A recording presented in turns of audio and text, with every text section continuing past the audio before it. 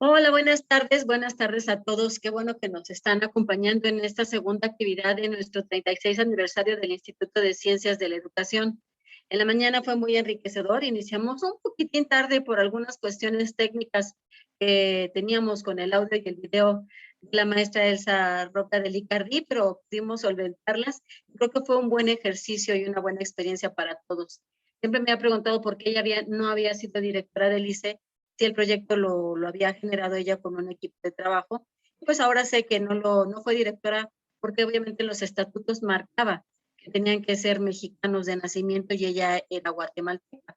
Entonces, hoy en esta continuidad, pues vamos a dar paso a una investigación que hizo uno de nuestros egresados de la licenciatura, de la maestría y del doctorado, y que fue coordinado por la doctora Adelina Redondo, dígeme si me equivoco, en Nambo, y fue una investigación, la verdad, muy enriquecedora y que nos ha servido de referencia para muchas cosas. Y a mí me da muchísimo gusto también que el doctor Carlos Capistrán nos esté acompañando también aquí. Elegimos a nuestros egresados para que moderaran estas actividades porque también Carlos es egresado de la licenciatura, de la maestría y del doctorado. Entonces, yo nada más les quiero dar la bienvenida. Seguramente me voy a conectar en cuanto estemos a punto de finalizar. Mientras yo los voy a seguir también en Facebook para no alterar ni saturar esta plática, esta conferencia, que tienen programadas aquí en las actividades del ICE. Es un honor tenerlos aquí. Muchas gracias, Nambo. Muchas gracias, Carlos, por este espacio. Y pues bueno, le cedo la palabra a el doctor Carlos Capistrán y me salgo para seguirlos en Facebook.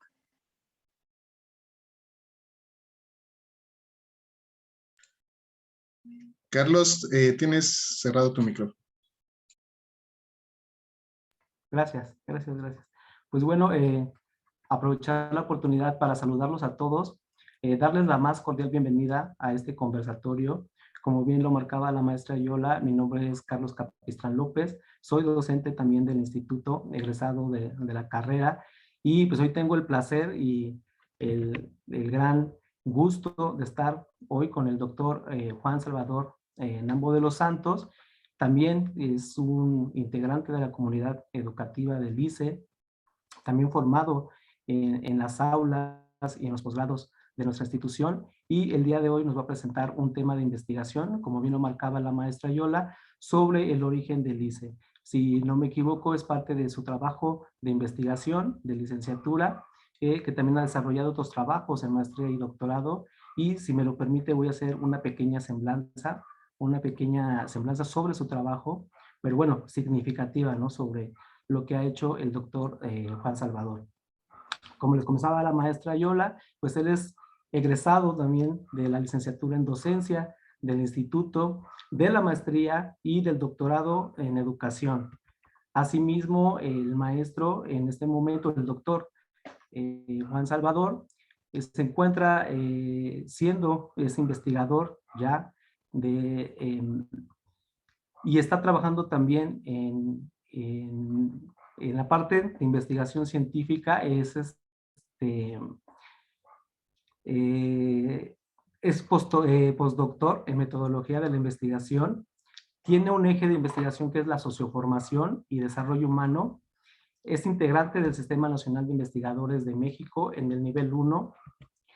Ha desarrollado líneas de investigación en socioformación y educación, y principalmente en la idea de la educación para la ciudadanía global. Es autor de artículos y capítulos de libros sobre socioformación y sociedad del conocimiento, políticas educativas, enseñanza de las ciencias, violencia escolar y libros de texto. Actualmente se encuentra adscrito al Centro Universitario CIFE, a la Universidad Pedagógica Nacional y al Centro de Estudios Superiores licenciado Benito Juárez García. Pues bueno, le estoy dando la bienvenida al doctor Nambo. Le presento la dinámica. ¿Está bien si damos unos 40-45 minutos para que desarrolle su ponencia y después daremos unos minutos para que se puedan generar algunas preguntas? Doctor Nambo, ¿está de acuerdo? ¿Puede ser así la dinámica? Sí, por supuesto. Adelante, entonces le cedemos la palabra el día de hoy al doctor Nambo. Adelante. Muchas gracias, Carlos. Bueno, pues un placer. La verdad es que pues uno no se da cuenta cuánto pasa el tiempo. En realidad, esta investigación de la que les voy a hablar ya casi cumple 20 años, en realidad 16 años. Estuvimos en un evento similar, recopilando la información para esta tesis, pero sobre todo para una investigación que encabezaba la doctora Adelina Redondo sobre formación de formadores. Lo que nosotros buscábamos en esta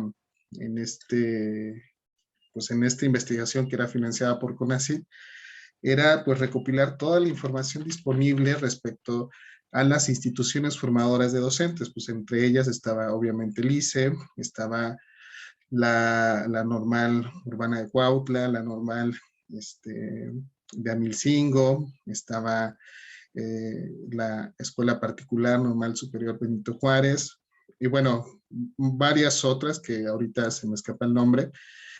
Y realmente yo estoy muy agradecido con Adelina porque pues ella me invitó, yo ya estaba a punto de salirme de la carrera, porque pues yo varios años estuve como periodista empírico, especialmente en la Nota Roja, y pues yo veía como que más potencial ahí, ¿no? Me gustaba más andar detrás patrullando, ¿no? Detrás de la noticia.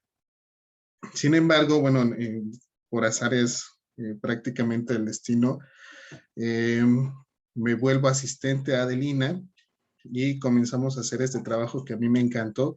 En aquel momento todavía no había mucho sobre el ICE, o sea, investigaciones sobre el ICE, sobre su fundación, había documentos aquí y allá, había también, pues todavía vivían varios de los que habían fundado el ICE, entre ellos, por ejemplo, Marta Luz Arredondo, que le metió mucho amor, bueno, varios otros académicos universitarios que le pusieron mucho empeño a lo que en ese momento era el ICE. El ICE ha transitado por un montón de cuestiones que ahorita vamos a ver, pero principalmente formaba parte de un grupo de estudiantes que pues estábamos inquietos, ¿no? Estábamos buscando una manera pues de trascender en el instituto. Porque, bueno, si ustedes se dan cuenta, eh, hasta la fecha me parece que te puedes titular por promedio, te puedes titular por diplomado, pero como que habíamos ahí un grupo inquieto que decía, no, es que queremos hacer tesis, pero pues es que tampoco sabemos muy bien cómo por dónde ir. Y al final, pues de alguna manera nos dieron la tutoría y logramos llevar este proyecto. En lo particular, el proyecto es de corte histórico. Recabamos varias entrevistas a académicos, insisto, del ICE, que todavía, varios de ellos todavía estaban ahí. Otros pues ya se habían jubilado, estaban fuera, los tuvimos que localizar en varios lados y al final, como broche de oro, hicimos un foro. En el 20 aniversario del ICE hicimos un foro donde estaban los fundadores. Y bueno, eso permitió hacer un trabajo muy rico que después se convirtió en un artículo de investigación y pues sobre todo una investigación que en lo particular me abrió muchas puertas, que me permitió entrar a la maestría posteriormente y seguir con esto de la investigación. Ya no como periodista, porque yo tuve que desaprender a hacer periodismo para entrarle directamente a hacer investigación académica. Primero la maestría, que cuando mis primeros escritos derramaban sangre, y después pues ya pude hacer las cosas más objetivas, sin juicios, porque todavía leo mi tesis de licenciatura y hay varios juicios de valor, pero bueno, fue mi primer trabajo y por eso lo valoro mucho y espero pues compartirlo con ustedes posteriormente. Muy bien, voy a compartir pantalla para mostrarles algunas de las anotaciones respecto a este trabajo que está referido. ¿Me pueden, por favor, habilitar el compartir pantalla?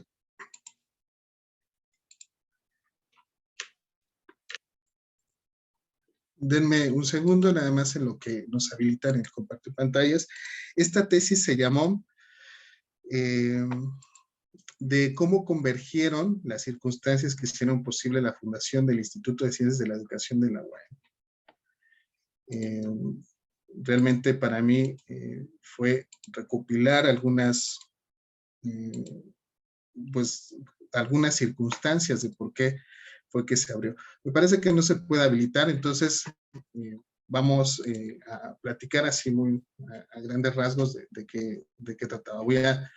Doctor, ahorita vemos, si quieres empezar a platicar, ahorita vemos que nos puedan proyectar. Esto vamos solucionándolo. Comenzamos si quieres y ahorita te indico si es posible que puedas proyectar, ¿vale? Ok, perfecto. Sí.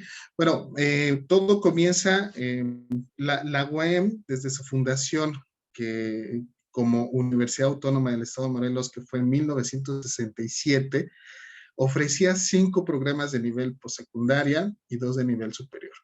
Y 2 de estos 7 programas, 2 de estos 7 programas estaban dirigidos a la formación de docentes, es decir, una normal de maestros y una normal de educadoras. O sea, desde sus inicios, incluso antes de ser Universidad Autónoma, ya estaba contemplada la formación de docentes. Y era una instancia bastante fuerte en el estado de Morelos. Muy bien, ese es el primer antecedente, esa es la primera circunstancia, porque esa normal, pues esas 2 normales, después lo vamos a ver, tuvieron que cerrar en 1984. ¿Okay?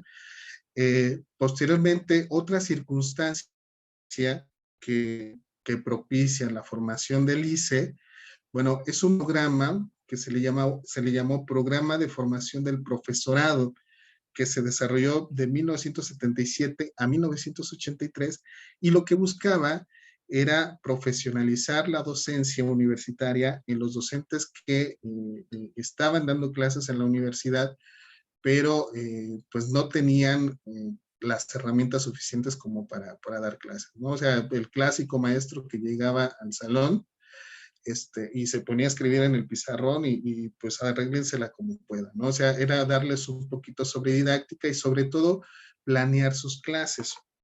Maestro Lambo, una disculpa, ¿sí? doctor, te interrumpo un momento. ¿Ya está listo para que puedas proyectar si quieres hacerlo? Sí, perfecto. Muchas gracias. Entonces, denme solamente un segundo.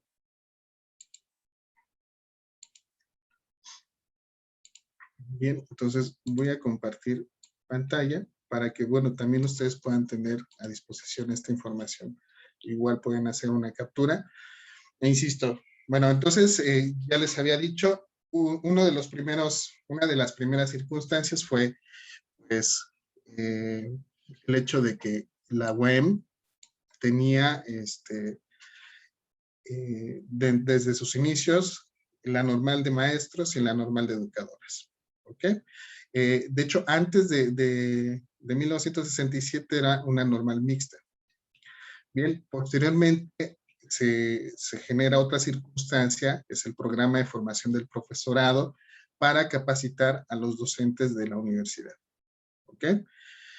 Otra circunstancia que fue definitiva fue la reforma educativa de 1984. Si ustedes revisan los documentos oficiales, hay un decreto del gobierno federal donde se establece que la educación normal en cualquiera de sus tipos y especialidades tendrían el grado académico de licenciatura. Para esto, los estudiantes tenían que tener bachillerato. Antes de esta reforma, los estudiantes que eran maestros o que pretendían ser maestros únicamente con secundaria podrían serlo. En este caso se establece que no, que tiene que ser licenciatura y que además tenía que ser controlada por la federación, ¿no? Esto obliga a la universidad pues a cerrar a sus 2 normales y además obliga a cerrar a un montón de normales particulares que estaban en ese entonces y que estaban incorporadas a la UAM. Pues, como ustedes saben también, la UAM tiene esa facultad, tiene la facultad de ofrecer reboes, permisos para ofrecer distintos programas. También en esa época ocurría.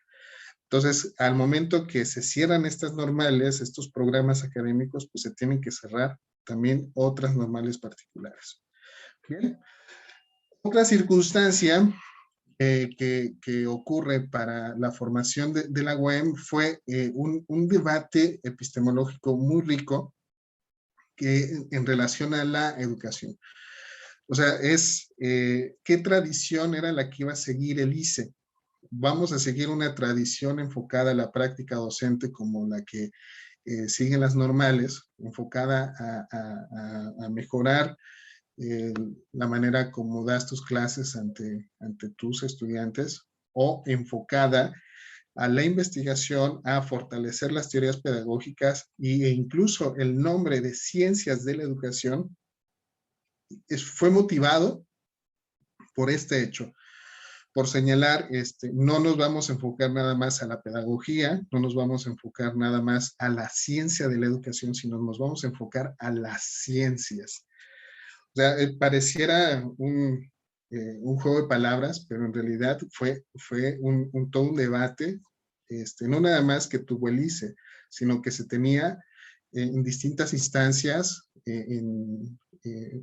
intelectuales en México y en todo el mundo, ¿no? Entonces, ¿qué era lo que vamos a trabajar? Pedagogía, la ciencia de la educación, o nos vamos directamente a trascender todo esto. E incluso el ICE en sus inicios tenía la facultad de filosofía, perdón, tenía la licenciatura en filosofía, ¿no? Y que pretendía seguir esta tradición. También tenía la licenciatura en historia y enseñanza de la historia, ¿no? Pero eso lo vamos a ver más adelante. De esta manera, es el 17 de junio de 1985 cuando se aprueba esta creación del ICE, y este es el objetivo que establece el Consejo Universitario: captar a la gente interesada en la educación para el nivel de licenciatura y formar profesionales de la educación que pudieran impactar en el campo educativo. Atrás queda esa concepción de formar para la docencia, formar para la educación básica, no se tiene que tomar, ya no se toma en cuenta para entonces. Por una parte, por lo que había establecido el gobierno federal, que ellos iban a tener el control de todo, se le llama también la centralización educativa.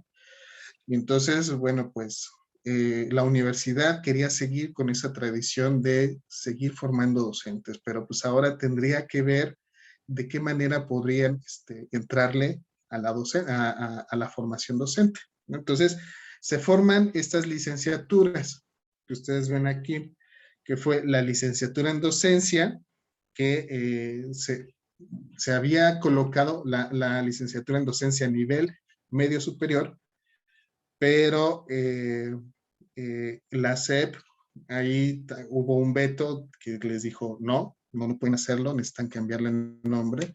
Entonces, por eso es que ahora está así, área de estudio, ciencias sociales y humanidades. ¿Ok? También está la licenciatura en tecnología educativa. Ojo, ahora es en comunicación y tecnología educativa, pero en ese momento era tecnología educativa, y la de ciencias de la educación, que hasta la fecha sigue siendo la misma. Ya en el 2000 se abren otras licenciaturas, como la de enseñanza del inglés, enseñanza del francés y la de educación física, ¿no? Para recuperar toda esta información, sí fue un trabajo, digamos, bastante riguroso. Y bueno, yo quiero agradecer infinitamente a quienes me proporcionaron toda esta información, porque, por ejemplo, lo que es este documento del Consejo Universitario, pues era difícil de conseguir. Ahora me parece que ya hay otras formas. También tenemos el Internet todavía en esa época, hace 16 años, era muy difícil para nosotros conseguir la información y nos basábamos en lo que teníamos a la mano, ¿no? Afortunadamente, muchos de quienes nos ven, varios de mis estudiantes, ahora yo doy clases en la Universidad Pedagógica Nacional, pues bueno, tienen esta facilidad de poder indagar en la red y encontrar información muy relevante. Pero pues en este momento, hace 16 años, todavía no teníamos tanto acceso a información, ¿vale? Una de las fortalezas del ICE ha sido el posgrado. Los primeros posgrados pues, fueron 2 maestrías que se abrieron, una en investigación educativa, otra en planeación, y fue en 1992 cuando el doctorado en educación ingresó al PNPC, que es el Programa Nacional de Posgrados de Calidad, ahora ya tiene otro nombre, y por ahí hubo un lapso donde fueron mal evaluados, fueron más cuestiones políticas, y después otra vez ingresamos. La maestría también está en el PNPC, la maestría en investigación educativa, que también se genera en 1992. Y teníamos también en el 93 un doctorado en enseñanza de las matemáticas y ciencias de la cognición, y también una maestría en enseñanza de las matemáticas. O sea, y estos fueron posgrados que se mantuvieron constantes, que ayudaron mucho al fortalecimiento de la institución, y que, bueno, ha generado también, ha sido un semillero importante de académicos interesados en la investigación, ¿no? Un servidor de no haber pasado por el posgrado, pues quizás seguiría haciendo periodismo, ¿no?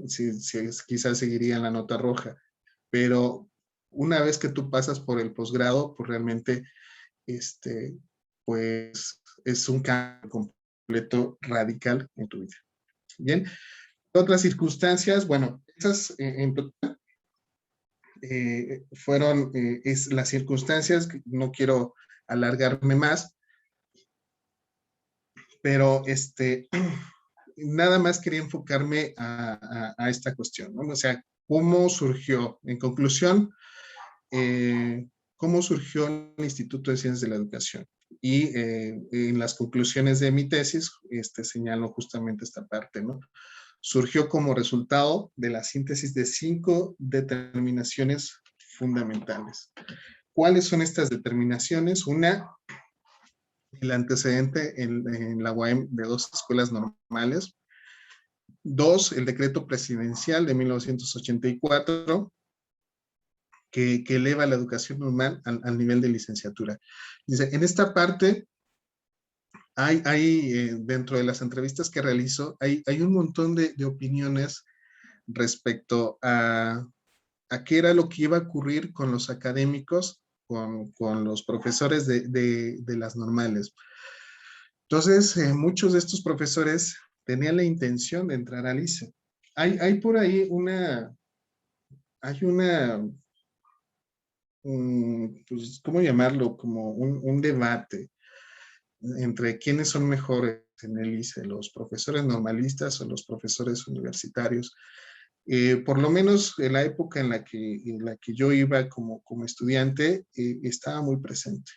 Y al momento que hago esta investigación me doy cuenta que esto tiene que ver más con tradiciones que vamos heredando y conflictos que vamos heredando y que no nos damos cuenta que existen. Entonces, era muy claro al momento que yo hacía las entrevistas a los profesores de las normales, que había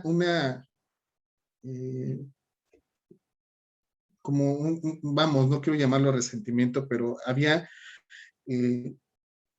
profesores que habían querido entrar desde que se cierran las normales al ICE. O sea, y de hecho así lo señalan. A nosotros nos prometieron que nos iban a dar un espacio en el ICE, ¿no? Pero al momento que ven la nueva propuesta, que se acercan a quienes van a generar el ICE, pues se dan cuenta que no hay cabida, que únicamente les dicen sí, después, sí, ya veremos. Entonces, por eso les decía, no quiero llamarlo resentimiento, porque al final no lo es, sino más bien es fue una falta de tacto político en su momento que no permitió el acceso. Sin embargo, aquí va a haber una conferencia con la profesora Georgina, que fue una de las directoras del ICE, y que ella fue normalista. Entonces, después de la administración de la profesora Arredondo, se da la posibilidad de que entrara una profesora normalista, y le da la posibilidad a muchos profesores normalistas, pero también cambia la dinámica. O sea, pareciera que es poco, pero realmente estas cuestiones epistemológicas, de pensamiento, de ideas respecto a cómo se ve la educación, se ven manifiestas en las personas y en la manera como conducen las instituciones. Y bueno, pues resulta que sí, cambia completamente. La profesora Coquis, me parece que le llamaban, y cambia con relación a otras administraciones, ¿no? Entonces, fue muy curioso ese pique. Entonces, espero que ya no siga. Se dio muy constante. Ahora imagínense, yo soy un profesor egresado de una normal, egresado de la universidad, que ofrece sus cátedras, que ofrece sus conocimientos, básicamente en la Universidad Pública, pero también en la normal Benito Juárez, ¿no? O sea, y me han acogido bastante bien, me he sentido bastante querido hasta la fecha. Sigo dando tutorías en estas instituciones, asesor de tesis, me invitan para eventos y yo estoy súper contento. Me he podido adecuar y entonces me he dado cuenta que ese asunto de quién da mejores clases, los normalistas o los universitarios, y realmente al momento que tú ya te involucras en el asunto de la educación, te das cuenta que realmente son gustos, así como, por ejemplo, un investigador tiene el gusto hacia la investigación cuantitativa o la cualitativa, que al final no importa cuál de las dos tú realices, sino lo que importan son los resultados. Entonces, hemos visto que este conflicto en estos momentos creo que ya pues ha quedado atrás. Yo esperaría que ya haya quedado atrás. Muy bien. Bueno, pues tenemos otra circunstancia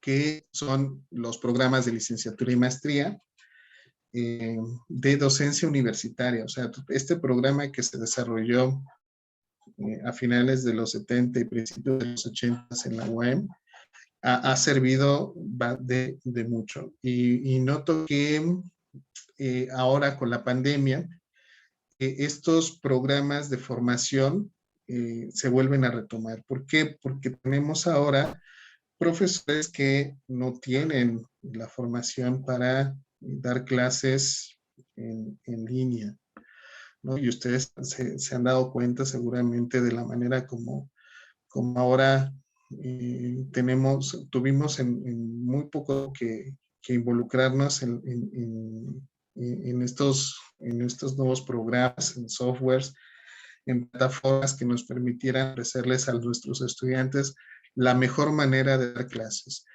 Y a mí me llama la atención porque ahorita de lo que estoy publicando, de lo que estoy haciendo, está en función de las TICs, las tecnologías, y su relación en las ciencias.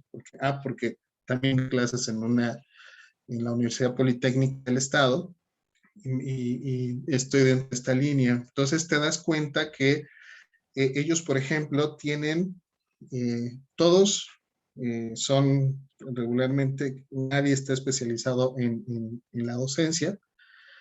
Eh, entonces ellos están transitando entre el profesor especializado en tecnologías y aquel profesor que no quiere transitar a esta otra parte, ¿no? A las tecnologías, sino que aunque uses Zoom, el Zoom o Meet, realmente lo que están haciendo es pues dar sus conferencias magistrales, sus clases magistrales en estas plataformas, sin usar, por ejemplo, el Classroom, que ya te ayuda como que a organizar toda tu información.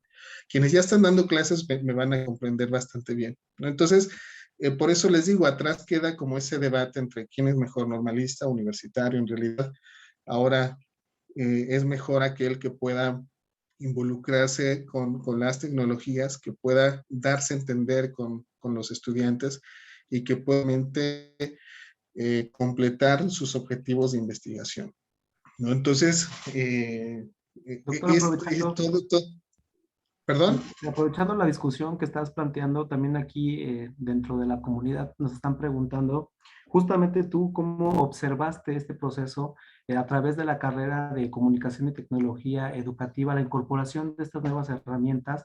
Si tú consideraste en ese momento, ¿cómo viste este desarrollo, ¿no? Esta incorporación, porque al fin y al cabo, pues era una pionera la carrera de comunicación y tecnología educativa, y entonces justamente en esta discusión pues nos plantean esta idea, ¿no? ¿Qué significa o cómo fue este proceso de incorporación? ¿Se me podría hablar rápidamente si conoces algo sobre esta incorporación de la modalidad virtual dentro de los programas y la forma de trabajar o modalidades de trabajo dentro de nuestro Instituto de Ciencias de la Educación? No sé si puedes apoyarnos algo sobre ese punto.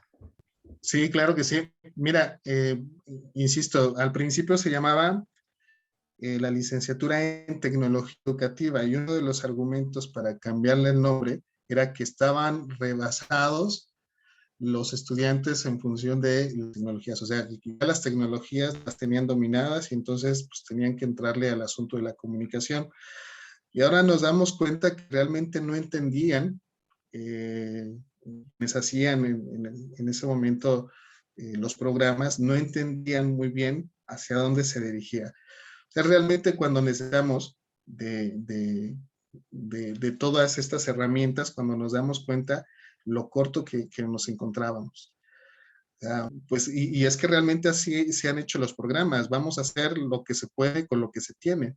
Vamos a utilizar el trabajo de nuestros académicos, no necesariamente de especialistas, y vamos a realizar los programas pues como nos han enseñado. O sea, ahorita también he estado trabajando en diseño curricular y justo eso es lo que tú observas, que aunque tú hagas encuestas y hagas tus estudios y además este, tengas buena literatura, tú vas a hacer las cosas como realmente te han enseñado a hacerlas. Y el problema es de que como te han enseñado a hacerlas es que tienes un desfase de aproximadamente 10, 15 años. Y entonces tú tratas de ponerle pues tu toque, tú tratas de ponerle algo novedoso, pero al final terminan rebasados, terminamos siendo rebasados. Pues yo justo estaba diseñando yo una maestría en gastronomía y pues nosotros pensamos que una maestría en gastronomía pues no era necesario estar en línea y pues con la pandemia resulta que pues aunque no se necesitara, aunque los chefs dijeran que lo mejor era trabajarlo eh, de manera presencial, o sea, realmente tuvimos que entrarle al trabajo en línea y ellos ahora están bien contentos, fíjate. O sea, realmente no aceptaban las tecnologías porque realmente no las conocían. Y yo creo que nos pasó algo similar con la licenciatura en tecnologías, no la entendíamos, no sabíamos hacia dónde podríamos dirigir los esfuerzos y al final, pues la realidad fue la que nos dijo que eso era lo que se necesitaba. Muy Supongo que bien. ahora, supongo que ahora nuestros estudiantes tienen bastante trabajo. Me parece que sí. Otra pregunta está justamente en esta discusión que tú nos hacías sobre la identidad. Nos decías justamente, ¿no? Esta discusión que había sobre normalismo o sobre conceptos universitarios o esta formación universitaria. Ahorita con tu experiencia dentro de las escuelas particulares y también de las normales, ¿tú crees que todavía hay una diferencia significativa o todavía hay un modelo de formación universitaria y uno que es de formación normalista o se están empezando a compaginar o definitivamente dices sí son totalmente distintos estos procesos de formación dentro de una universidad o dentro de un sistema normalista? ¿Tú qué piensas en ese sentido? Sí, ya se comienzan a compaginar. Me parece que eh, los estudiantes, tanto de normales como de la universidad, tanto particulares como públicas, les interesa menos esa discusión. Más bien están interesados en que se cumplan los objetivos, que se cumplan en este caso los aprendizajes esperados. Y yo me di cuenta dando clases justo en ciencias políticas. Ellos nada más llevan una sola asignatura sobre docencia. Y entonces ellos iban como para saber cómo podían entrarle, ¿no? Y al final se dan cuenta que, pues, lo que va a regir en una buena didáctica es finalmente la creatividad y la forma como tú te comprometas con el estudiante para que aprenda. Entonces también se dieron cuenta que la tecnología es un buen aliado, que entre más te involucres con la tecnología, pues mejor vas a poder trabajar con tus estudiantes, pero que eso al inicio puede representar sorpresa para tus propios estudiantes, pero después los vas a aburrir. O sea, sí tienes que estar muy dispuesto al momento de estar como docente a innovar, a estar en constante capacitación y generar pues esa sorpresa constante a través de la experiencia. Y las experiencias que puedas propiciar en tus propios estudiantes. Muy bien, nos están haciendo otra pregunta. Bueno, estamos creo empezando en este debate, ¿no? Que nos interesa, que se empieza a propiciar. También nos están preguntando aquí, si bien es cierto que el instituto tuvo esa primera idea de formar de docentes, después se fueron incorporando demás licenciaturas. ¿Tú cómo, a partir de tu estudio, cómo lo viste? ¿Como algo problemático o como algo que puede confluir simplemente porque son licenciaturas con una formación docente? ¿Tú cómo lo ves en esa parte? ¿Hubo un choque o una incorporación poco a poco sobre las diferentes licenciaturas como educación física, enseñanza del inglés y del francés?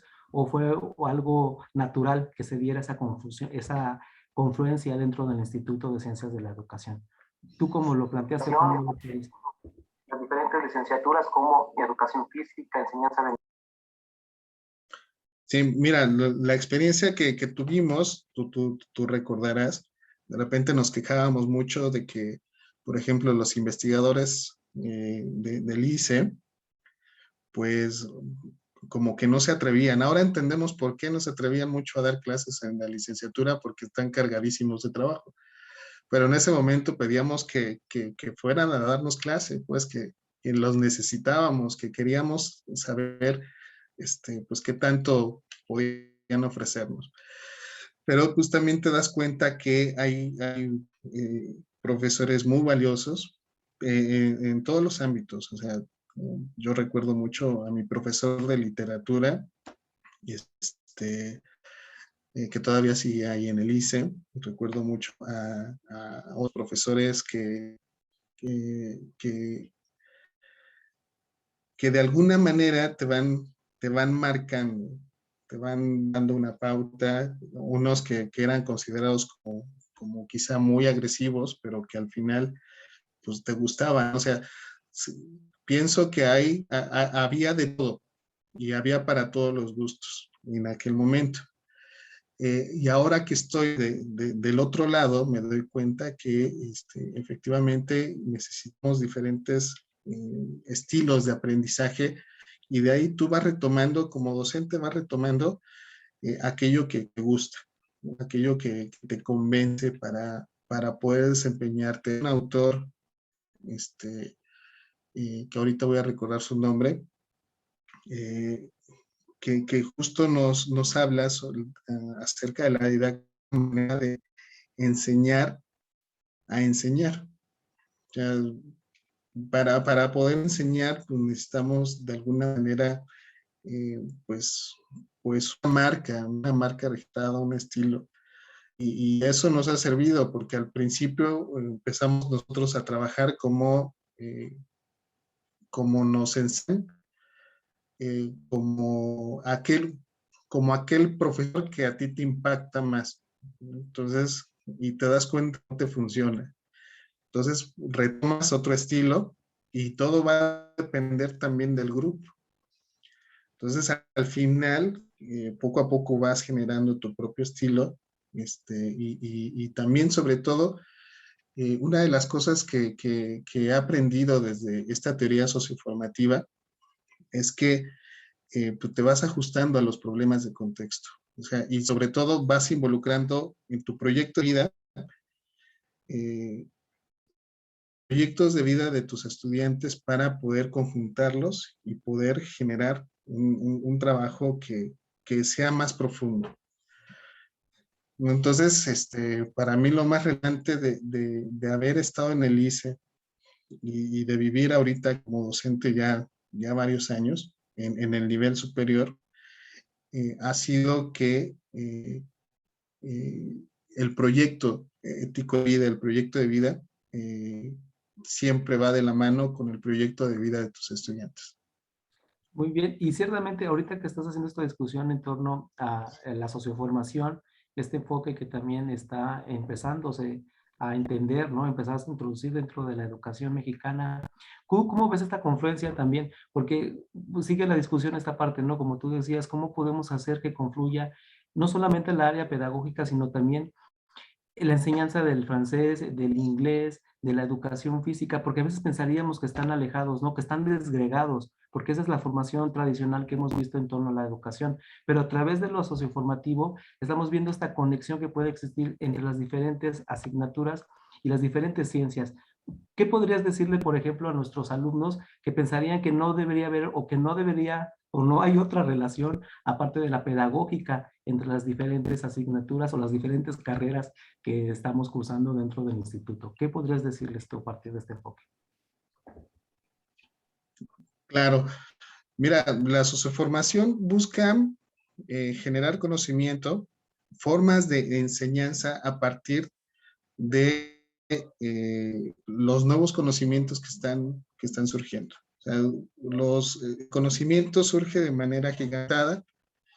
Nosotros tendríamos que estar conscientes de que es nuestra responsabilidad incidir en las capacitaciones de los nuevos atletas, por ejemplo. O sea, para nuestros estudiantes de educación física, no pensar que vamos a ser profesores nada más de educación física, sino pensar que nosotros estamos o ellos pueden estar capacitados como para empezar a generar proyectos, a generar cuestiones relevantes para avanzar en torno a toda la ciencia, todo el conocimiento que hay alrededor de un atleta.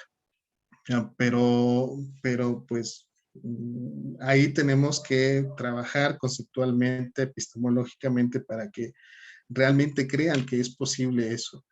Y la socioformación parte de eso. O sea, eh, se le pregunta al estudiante, o sea, ¿cuál es tu proyecto de vida? Se le llama ético porque puede haber estudiantes que nos digan, bueno, pues yo quiero ser narcotraficante, ¿no? Y estoy aquí nada más porque, pues, quiero ganar tiempo, ¿no? Es ético justamente porque busca un beneficio tanto personal como para la sociedad, y obviamente para el medio ambiente. Y entonces, al momento que te acercas a ese estudiante y le preguntas eh, cuál es tu deseo, qué es lo que te gustaría hacer y con qué te estás involucrando. Y muchos de esos estudiantes son, hablando de los de educación física, son atletas, ¿no? O su deseo fue ser atletas, y entonces tienen la intención de combinar esos conocimientos con algo más, pero muchas veces se queda frustrado por diferentes circunstancias. Entonces la idea es que señalarles que efectivamente pueden generar condiciones, programas, eh, y confluir con otras profesiones para lograr ese propósito. Bien, Entonces, perdón, y la sociedad del conocimiento eso nos da. O sea, yo lo mencionaba hace unos instantes.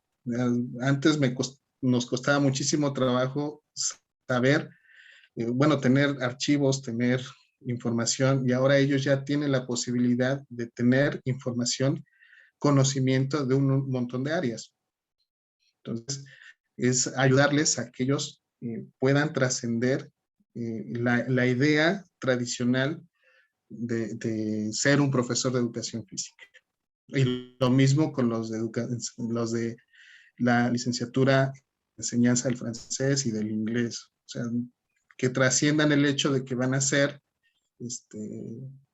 profesores, quizá. O sea, el campo en el que están formándose puede ser mucho más amplio.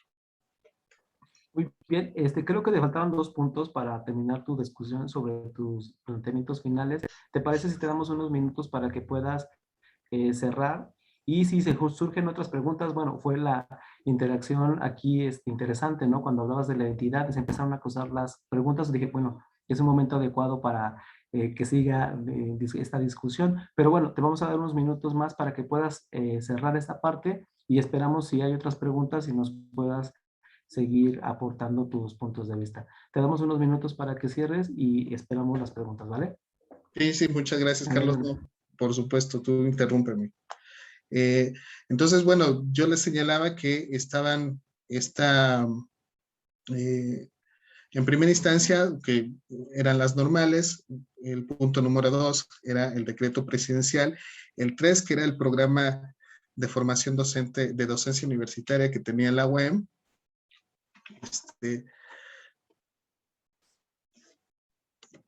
Déjenme paso a la siguiente, aquí está. El 4, que tiene que ver con esta corriente teórica que les estaba señalando, que a ustedes no sé si les haya tocado, pero sí hubo opciones fuertes, acaloradas en el instituto en relación a qué tipo de estudiantes estamos formando, ¿no? Hacia dónde nos vamos a dirigir. Y bueno, realmente nos comprometíamos bastante, principalmente con la teoría, ¿no? Y había por ahí 2, 3 que exigían hacer prácticas profesionales como le hacían los normalistas, pero justamente esta parte, esta perspectiva de no ser muy pedagógicos, pues nos llevó a que tuviéramos menos prácticas, ¿no? Y tuviéramos más discusiones, tuviéramos como propósito ir a eventos académicos. Y fue en la licenciatura donde conocí el Consejo Mexicano de Investigación Educativa, estos congresos también eh, que nos hacían ir, también los intercambios, hubo varios compañeros que se fueron a Cuba, que se fueron a diferentes partes del estado, diferentes partes del país, a formarse en estas cuestiones. Yo reviso mi tesis y digo, bueno, pues es que, pues creo que sí, por lo menos sabía qué era lo que estaba diciendo, ¿no? Y también reviso tesis de licenciatura del propio instituto que son bastante buenas, ¿no? Y entonces, bueno, te das cuenta que esa fortaleza existe. O sea, sí existe una fortaleza de investigación, una fortaleza de pensamiento crítico principalmente. ¿Ok? Y finalmente, bueno, pues esa voluntad política que no siempre se da, o sea, aunque de repente ustedes se van a dar cuenta después con otros participantes cómo el instituto le ha sufrido bastante con relación a los recursos económicos, con relación a los edificios. Al principio, cuando nosotros íbamos al ICE, pues los salones estaban divididos en dos, no sé si todavía sigue igual, donde pues ahí como podíamos nos acomodábamos 30, 40 personas, el profesor pues ahí esquinado, ¿no? Y bueno, pues en esas condiciones nosotros tuvimos que trabajar. No sé ahorita cómo se ve. Tampoco me he involucrado directamente con cosas que aquí recomiendo hacer, como por ejemplo hacer más estudios en relación a las ciencias de la educación. Esta discusión viene de hace un siglo, una discusión desde Francia, donde efectivamente en la escuela de Sorbona, donde se señalaba, tiene que trascender, o sea, no podemos hablar nada más de pedagogía como el arte de la enseñanza, sino tenemos que hablar definitivamente sobre diferentes corrientes que están emergiendo y que permite hacer investigación. Yo me voy con la discusión de Zizek, un filósofo que ahorita está muy de moda, que señala ya no podemos dedicarnos a cambiar el mundo, sino tenemos que pensar al mundo, porque se están cometiendo barbaridades. Entonces pienso que con relación a la educación, o sea, ya no es necesario tratar de cambiar, de hacer cambios, porque los cambios se están dando solos de manera vertiginosa. Entonces tenemos que empezar a pensar qué es lo que estamos haciendo con la educación, con sus estudiantes y con la manera como nosotros estamos dando clases, ¿no? Y entonces, esa voluntad política, pues hemos ido transitando por diferentes circunstancias, por diferentes administraciones, pueden tener sus críticas. En esa tesis yo, insisto, daba muchos juicios de valor y como buen estudiante de licenciatura criticaba todo lo que podía. Pero me doy cuenta que pese a todas las cosas que estaban ocurriendo, transitábamos por un buen camino y era necesario pues equivocarnos, era necesario entrar en discusión, en controversias, para hacer del ICE lo que es un semillero, todavía un semillero de investigadores, un semillero de profesores que le luchan mucho para quienes se buscan buscan bastante por un lado u otro, porque todavía siguen pues impidiendo el acceso a los universitarios. Pero no nada más entras al sistema, sino también tienes otras posibilidades. Y yo he visto cómo el ICE ha marcado la vida de muchos estudiantes, ¿no? Así como lo hizo conmigo, yo he visto así a muchos estudiantes, y bueno, pues yo les agradezco bastante este espacio y pues si quieren seguimos platicando en función de las preguntas. Gracias, Carlos. Gracias, No, Yola. muchas gracias a ti, Juan Salvador. Ya se están generando algunas preguntas. Algunas son más de índole más filosófico, no más de personales, pero te las voy a plantear. Una pregunta que nos hacen los estudiantes, los que nos están escuchando, es ¿qué significa para ti ser formador de formadores? ¿Qué impacto tiene para ti esta tarea de ahora ponerte en el lugar del maestro y enseñarle a los maestros? ¿Qué es para ti Sí. esta? Ok, gracias.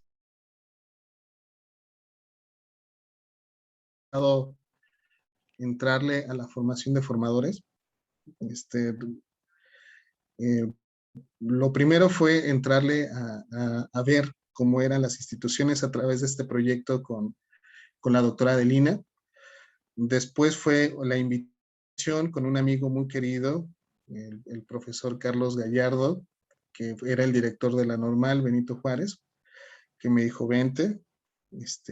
Cuando comienzo a dar clases a profesores de muchos años y comienzo a ver la manera como empiezan a verme, a criticarme, porque ellos también me disciplinaron, déjame decirte, porque cuando llego todavía como universitario, o sea, con mi camisa de fuera, con mi pantalón de mezclilla roto, mis botas, y entonces van y me reportan y me dicen cómo un profesor de maestría viene a darnos las clases así.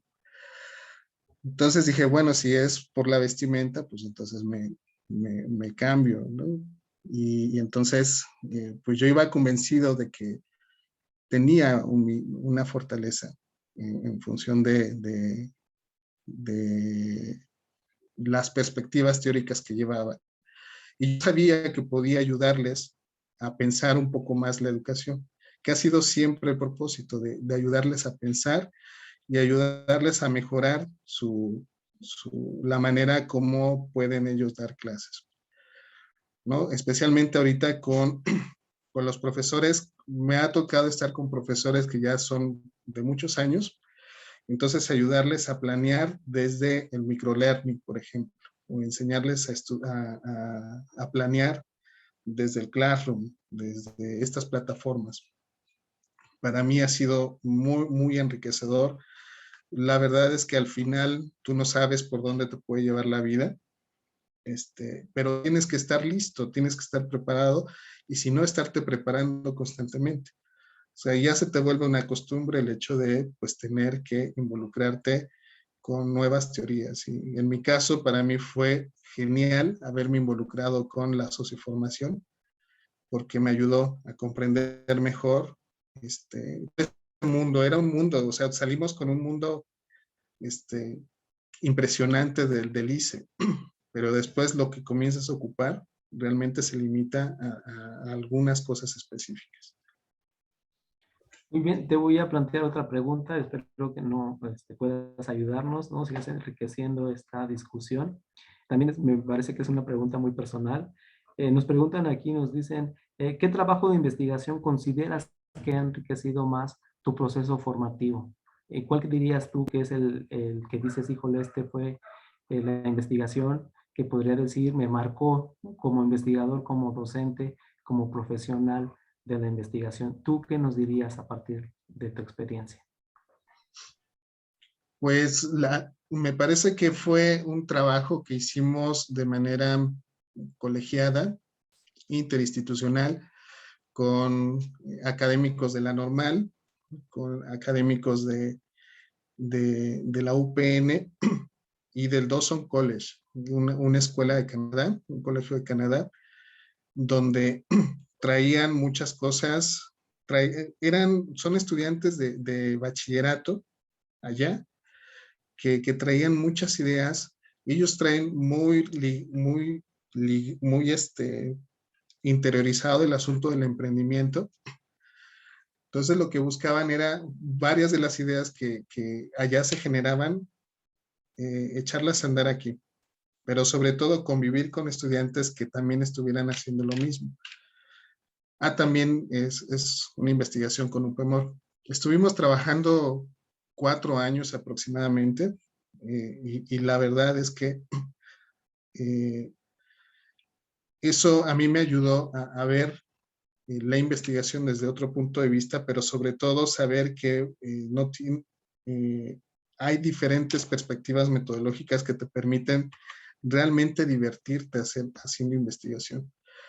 O sea, no es ni lo que te enseñaron en la universidad, ni estar constantemente en el archivo, ni tampoco estar teniendo que tramitar, hacer entrevistas, o tener que meterte a un solo campo. O sea, estuvimos en varias instituciones, estuvimos conviviendo con mucha gente muy interesante y al final de todo el trabajar que hicimos, o sea, resultó un par de libros, resultaron un par de artículos, un par de ponencias que afortunadamente nos iba a evaluar una instancia de Canadá, que fue la que nos financió el proyecto. Porque si lo dejamos a CONACYT, seguramente aquí no íbamos a pasar los filtros. Entonces también eso me ayudó a ver que CONACYT no es la neta del planeta, sino que podemos nosotros hacer investigación, divertirte, hacerla bien y pasarla chévere, ¿no? Muy bien, hay otra serie de preguntas, pero bueno, vamos a ver si el tiempo nos da espacio para que sigamos haciendo otras. Te quiero plantear, quizá va a ser la última y vemos de tiempos. Es una pregunta relacionada justamente con esta formación docente. Nos preguntan nuestros alumnos si tú consideras que tener conocimientos en pedagogía y didáctica de manera general nos puede ayudar para poder dar cualquier tipo de asignatura, o tú crees que sí debe haber un campo específico para la formación de la historia, de la matemática, de la física. ¿Basta nada más la pedagogía y la didáctica? ¿O cuál es tu opinión en torno a esta situación? No, obviamente no. O sea, y me doy cuenta con mis estudiantes de enseñanza de las ciencias. Mis estudiantes son profesores de ciencias, biología, matemáticas. Entonces ellos llegan a maestría en enseñanza de las ciencias para aprender eh, esto que ellos consideran que les hace falta, que tiene que ver con didáctica, pedagogía. Pero al momento que salen se dan cuenta que es su mundo. Entonces, lo único que ellos hacen es combinar y retomar de eso lo que realmente les sirve para mejorar su práctica. O sea, realmente la medida de eso lo tiene la persona misma desde el proyecto que haya generado. No solamente proyecto educativo, sino proyecto de vida. Que hasta dónde yo quiero involucrarme, eso va a depender de la persona, definitivamente. Bien, hay otra pregunta también muy interesante, pero que también es una preocupación tanto de investigadores como los docentes que trabajamos esta parte de la formación y la investigación. Y desde tu experiencia, ¿qué les recomendarías a los alumnos investigar? ¿Qué temas tú crees que serían los ideales o más bien qué les podrías proponer a nuestros alumnos para que puedan investigar? ¿Qué temas pueden ser los que ahora sean de vanguardia o emergentes para que ellos puedan empezar este proceso de investigación? Ok, mira, antes yo te hubiera recomendado un tema que te apasione. Y creo que es uno de los errores que cometemos muchos investigadores. Porque es como mandarlos a la guerra sin fusil, ¿no? O sea, sí, puede que apasione una temática, pero no necesariamente es una temática con la que tú puedas trabajar o aprender a hacer investigación. Para aquellos que se van involucrando, yo sí les sugeriría una que sí tomen algo que a ellos les guste, pero principalmente que tenga una referencia en un artículo o en un libro reciente. O sea, porque regularmente nosotros tomamos cosas que nos gustan, pero que tiene que ver con cuestiones que quizá nunca vamos a terminar. O con cuestiones que vamos a seguir, que por nuestra misma pasión vamos a seguir haciendo y que a lo mejor meterlas a un proceso de investigación nos puede llevar a odiar ese tema. Entonces es finalmente recuperar algo que ya está hecho. O sea, nadie va a hacer un tema original, absolutamente nadie. O sea, todos nos basamos y andamos en brazos, sí, en brazos de gigantes, ¿no? En hombros de gigantes. Entonces, ¿qué es lo primero que sugiero? Encontrar un tema que se esté manejando de manera seria y que tú sientas que puedas hacer algo con eso. sea, la manera como estamos enseñándoles, por ejemplo, a hacer artículos a nuestros estudiantes de maestría, de doctorado, es justo así. A ver, ¿qué es lo que quieres hacer? Encuéntrame un artículo que tú digas, así yo quiero hacer. Y entonces vamos haciendo cosas para que eso se logre.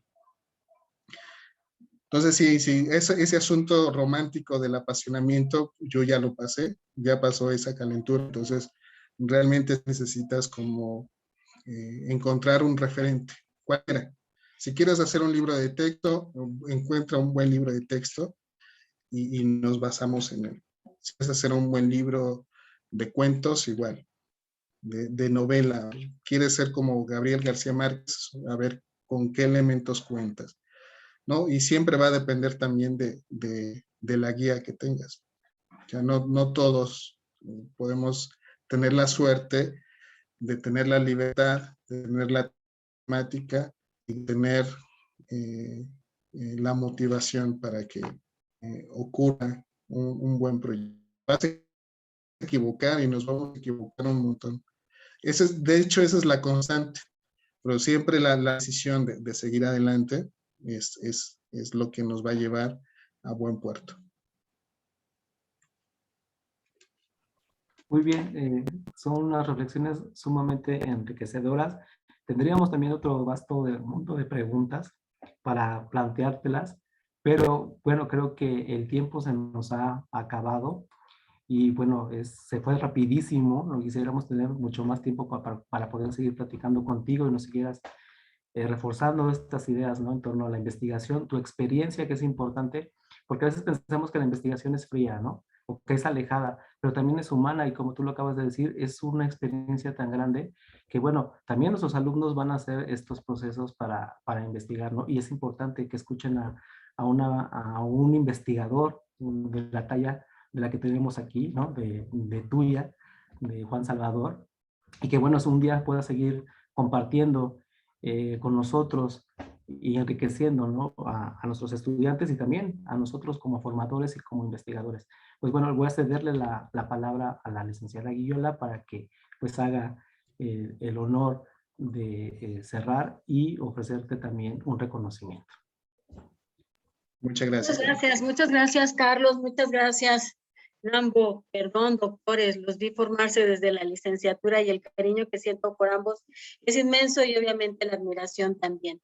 Entonces, siempre dije cuando Nambo se tituló de la licenciatura que su tesis iba a trascender y hoy nos damos cuenta de eso.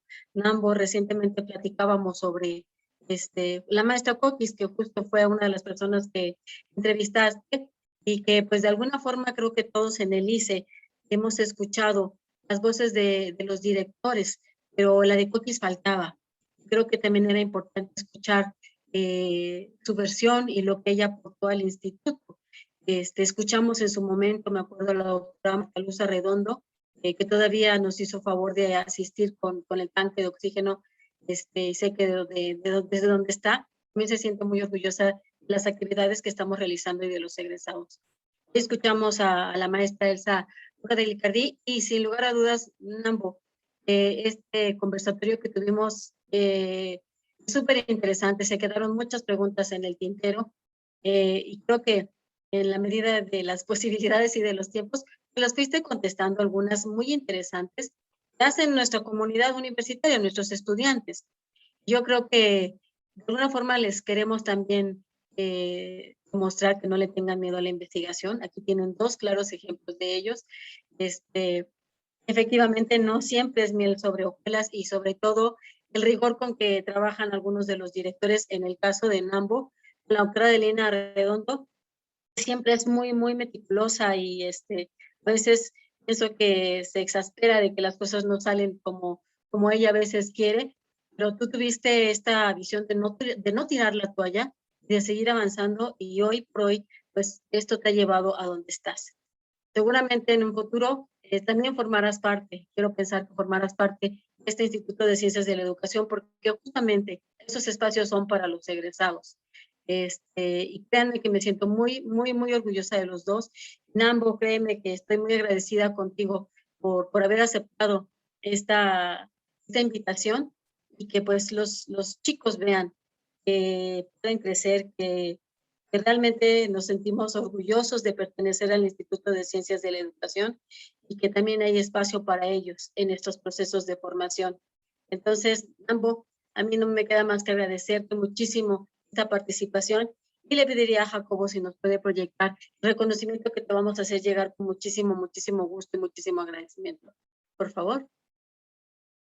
Dice, la Universidad Autónoma del Estado de Morelos, a través del Instituto de Ciencias de la Educación, otorga el presente reconocimiento al doctor Juan Salvador Nambo de los Santos por su participación como invitado especial en el conversatorio Investigación sobre el origen del ICE, con motivo de las actividades realizadas por el 36 aniversario de este instituto.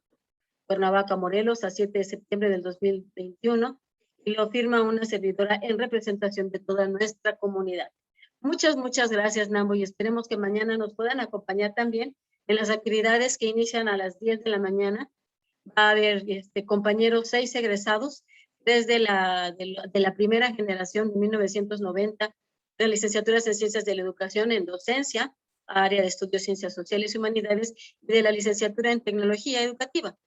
Posteriormente, en 1990, se realiza la primera reestructuración curricular de estos programas de estudio y va a haber también 3 invitados. Nada más, a diferencia de tecnología educativa, es cuando cambia y dicen justamente no pueden quedarse como tecnócratas y se agrega el de comunicación y tecnología educativa. Entonces estarán también 3 compañeros de la generación de 1990. Sabemos que va a ser muy enriquecedor y que también les van a resolver varias de las dudas. Nada más para comercial, seguimos teniendo los problemas de espacios, ¿no? Aunque ya nos dieron el edificio de psicología, pues obviamente con el temblor, no podemos hacer uso de él porque en solidaridad está en préstamo con los de biología, pero ya estamos quitando las tablas rocas, Nambo, para que con la pandemia puedan ocupar nuestros compañeros, nuestros estudiantes estos espacios. Pero sí, siempre ha sido un problema esto de los espacios, porque seguimos creciendo afortunadamente. Ojalá que en un futuro también podamos ser testigos del crecimiento físico y sigamos siendo partícipes del crecimiento académico de nuestros programas, tanto de licenciatura como de posgrado. Enhorabuena, bonita tarde. Hasta luego. Gracias. Muchas gracias. Bonito día. Hasta luego, doctor Nambo, y estamos en contacto. Y muchas gracias por escuchar y por ver este conversatorio. Nos estamos viendo. Un gusto saludarlos a todos y a toda la comunidad privada del ICE. Nos vemos pronto. Hasta luego. Muchas gracias, Carlos. Hasta luego. Bye, bye. Un gusto. Hasta luego. Bye. Hasta luego, hasta luego.